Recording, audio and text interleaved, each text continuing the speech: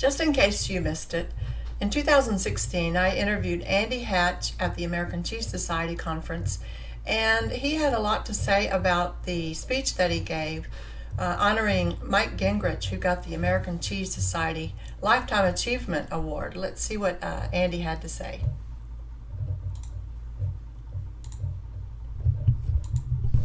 And Andy, I want to talk to you a little bit about the speech that you gave yesterday. I hear it was really interesting.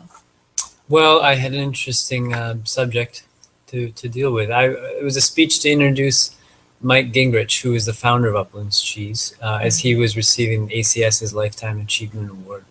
And so I talked a little bit about Mike's career and what made his career, I think, emblematic of this era in the artisan cheese industry. He's been we started Pleasant Ridge about 16 years ago.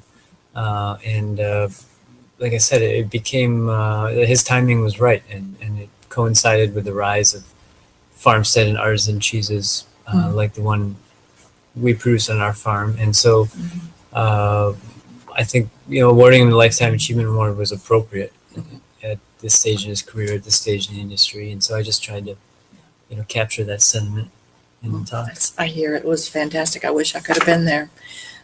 When I sent Andy a special invitation to Cheese Hangouts, I had a wedge of Pleasant Ridge Reserve in my hand, held it up to the camera. Remember that? Sure. And that was my hook. That's the only way I could get him to do this, I think. But no, truthfully, Dan, my husband, Dan and I love that cheese, and we eat it daily. We just love it. So do I. Yeah, and you know what?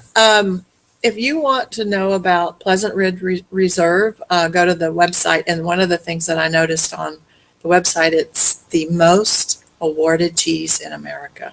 Did you say since 1996? Began making the cheese in 99. Okay, 99. Okay. That's right. All right. So we're here having fun in Des Moines. What is your favorite part? Well, I've come to the conference for a number of years, and I do business with people from coast to coast.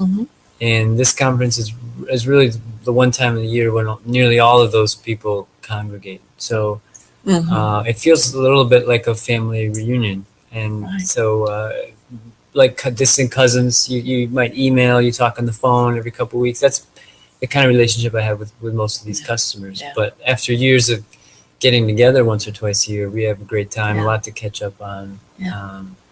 So, there are always good speakers and workshops and sessions dealing with the topics of the day, but there's as much value in the evenings.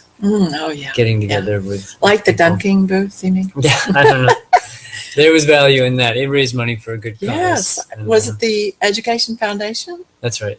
Awesome. That's right. Yes. Andy is unfortunately not on Facebook, which kind of gives the rest of us a lot of freedom to do the stuff on Facebook when he's not knowing.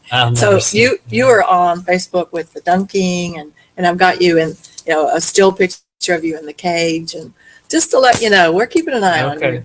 All right. So I would love to have Andy on again on Cheese Hangouts, and the challenge is internet speed. If it's not fast, then it's not going to work. So that's why I asked him to do this live.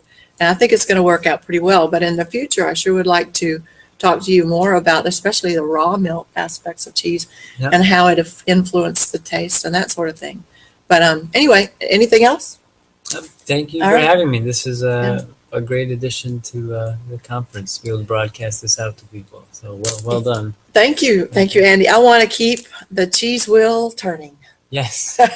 So thanks a lot. And everyone stay in tune because I've got a lot more, in fact, 20 schedules. So you are going to see more fun people on Cheese Hangouts. Thanks a lot.